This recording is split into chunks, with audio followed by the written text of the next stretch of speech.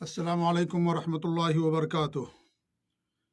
الحمدللہ رب العالمین والعاقبۃ للمتقین ولا عدوان الا علی الظالمین۔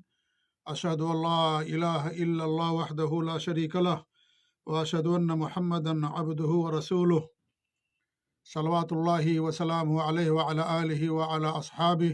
ومن اہتدی بہدیہ واستنى بسنتہ الی یوم الدین وبعد۔ معزز و مکرم ناظرین و سامعین و مشاہدین، آپ حضرات کے سامنے قیامت کی بڑی نشانیوں کا تذکرہ کیا جا رہا ہے۔ اس سے پہلے قیامت کی 6 بڑی نشانیوں کا ذکر ہم آپ کے سامنے کر چکے ہیں۔ سب سے پہلی نشانی دجال کا نکلنا، دوسری بڑی نشانی آسمان سے عیسیٰ علیہ الصلوۃ والسلام کا نزول، ان کا اترنا، اور تیسری بڑی نشانی یاجوج اور ماجوج کا نکلنا۔ اور گزشتہ درس میں مزید 3 نشانیاں آپ کے سامنے پیش کی گئی تھیں، اور وہ تھی خسوفات ثلاثہ، کہ 3 مقامات پر بڑے بڑے زمین کے اندر دھنسنے کے واقعات ہوں گے۔ یہ 6 نشانیاں اس سے پہلے آپ کے سامنے کچھ تفصیل کے ساتھ، کچھ اختصار کے ساتھ آپ کے سامنے بیان ہو چکی ہیں۔ آج جس 7ویں نشانی کا ذکر ہم آپ کے سامنے کرنا چاہتے ہیں وہ ہے دخان، یعنی دھوئیں کا نکلنا۔ لیکن یہ نشانی بیان کرنے سے پہلے گزشتہ درس میں مجھ سے غلطی ہو گئی تھی،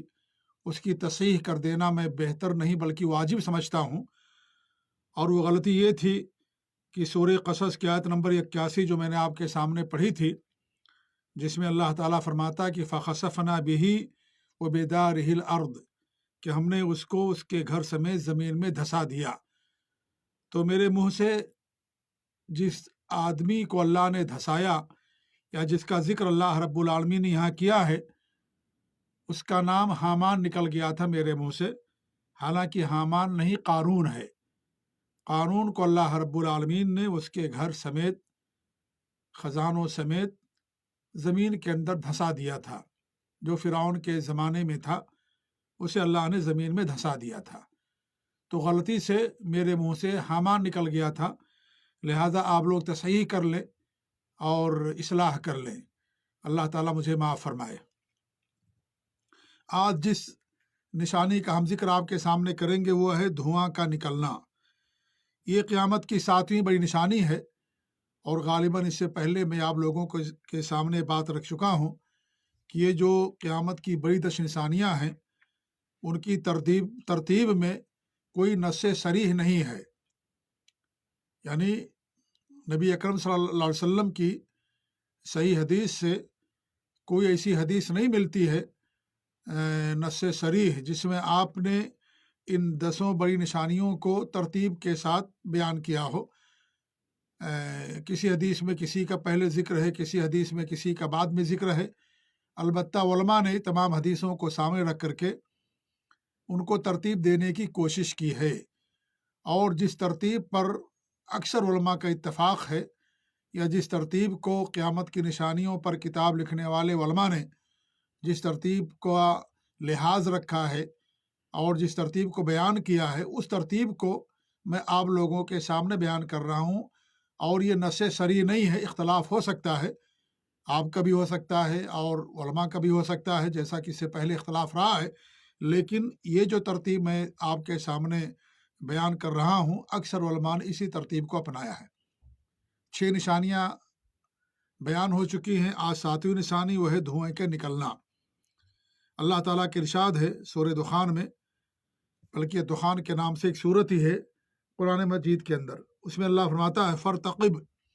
یَوْمَ تَأْتِی السَّمَاءُ بِدُخَانٍ مُبِینٍ۔ اس کا مطلب یہ ہے کہ اس دن کا انتظار کرو جب آسمان صریح دھواں لے کر کے آئے گا،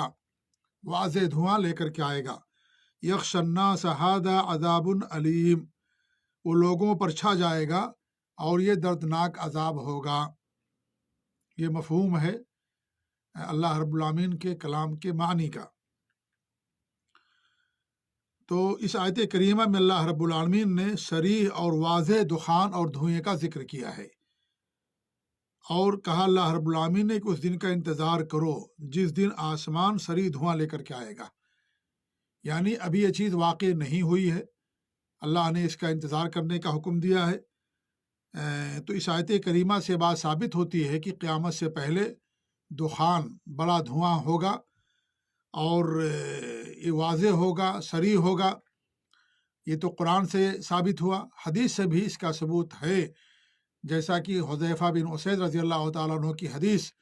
جس میں آپ صلی اللہ علیہ وسلم نے قیامت کی بڑی 10 نشانیوں کو بیان کیا ہے، اس میں دخان کا ذکر آپ نے کیا ہے، اور اس سے پہلے بار بار وہ حدیث آپ کے سامنے پیش ہو چکی ہے اور ہم ذکر کر چکے ہیں، اس میں بھی آپ نے دخان کا ذکر کیا ہے۔ تو ایک تو اس آیت کا معنی یہ ہو گیا کہ یہاں مراد دخان سے قیامت سے پہلے جو دھواں آئے ہوگا وہ مراد ہے۔ بعض علماء نے یہاں دخان سے مراد نبی کریم صلی اللہ علیہ وسلم کی بد دعا لی ہے، جو آپ نے قریش کو کی تھی، اور جو ان کو بھوک اور فقر و فاقہ حاصل ہوا تھا، اس کو مراد لیا ہے کہ جب وہ آسمان کی طرف نظر اٹھاتے تھے تو انہیں دھواں ہی دھواں نظر آتا تھا، بارش نہیں ہوتی تھی، بھوک تھی، فقر و فاقہ تھا، غربت تھی، مفلسی تھی، اللہ کے نبی صلی اللہ علیہ وسلم نے بد دعا کی، تو یہ چیز ان کے ساتھ واقع ہوئی۔ تو بعض علماء نے یہاں اس آیت کریمہ میں جس دخان کا ذکر ہے دھوئیں کا، اسے اسی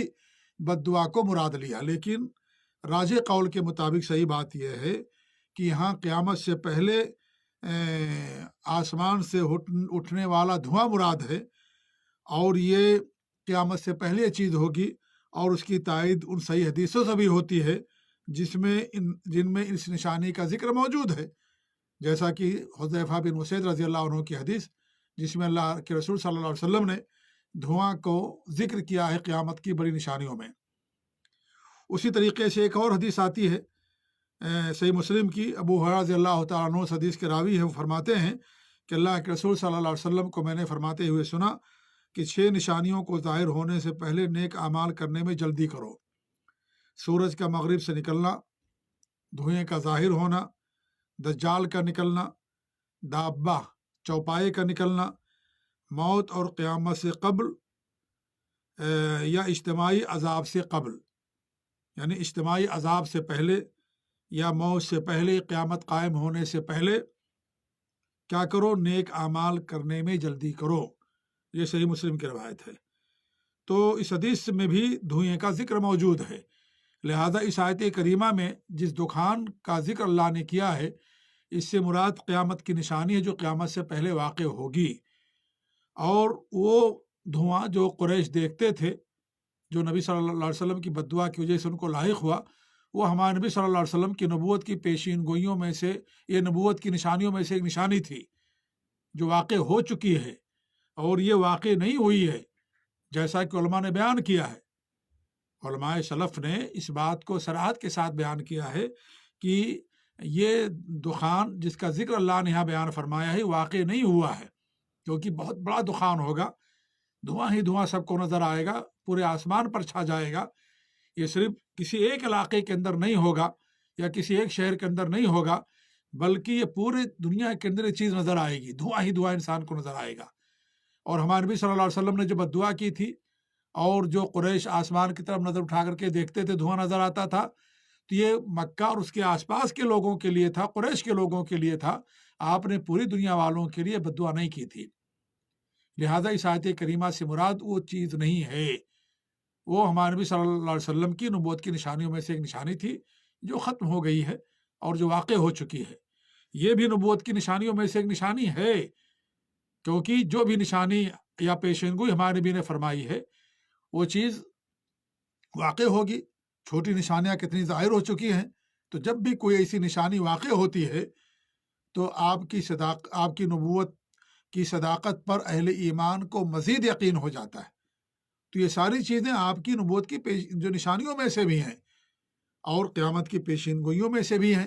البتہ وہ چیز جو واقع ہو چکی ہے وہ آپ کی بد دعا کا نتیجہ تھا، اور مکہ کے لوگ، قریش کے لوگوں نے اسے اپنی آنکھوں سے دیکھا، جب آسمان کی طرف نظر اٹھاتے تھے تو ان کو وہی چیز ہی نظر آتی تھی۔ تو اس لیے اس آیت سے اس کو مراد لینا یہ صحیح نہیں ہے۔ صحیح قول کے مطابق یہ ہے کہ قیامت سے پہلے چیز واقع ہوگی۔ تو یہ بھی ایک بڑی نشانی ہے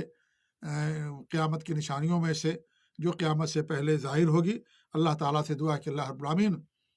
ہمیں قیامت کی تیاری کرنے کی توفیق دے۔ اللہ تعالیٰ ہمیں ہر شر سے، ہر فتنے سے محفوظ رکھے۔